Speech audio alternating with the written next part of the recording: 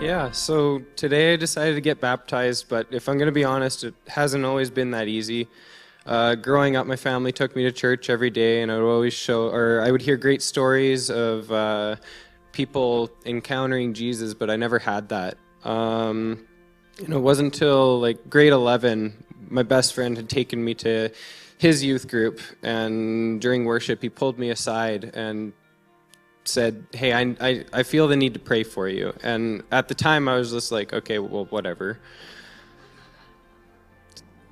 Doesn't really mean anything, right?" But then he started praying, and it felt like the Holy Spirit just flooded me, and both of us we couldn't hold it together, and we just sat there and wept.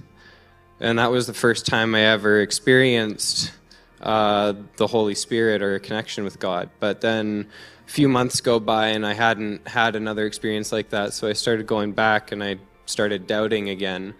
And right around that time, sports have always been a big part of my life, and I was failing at everything. I was runner-up in every sport and every activity. I was failing a few high school courses as well, so that added a bunch of stress, and I was at an emotional low, almost rock bottom at that point. And I remember sitting in my room and I was just asked God, like, why?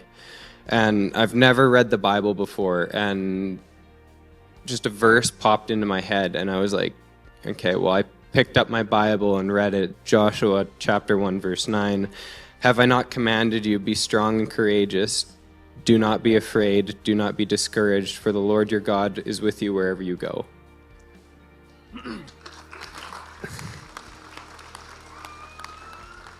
Reading that, I was like, okay, this is not me making this up. This is 100% God. And since then, I've been able to live my life to the fullest. I've been able to accomplish things that I never would have been able to if that didn't happen. And I'm so glad it did happen. So I'm getting baptized today. Yeah, you are.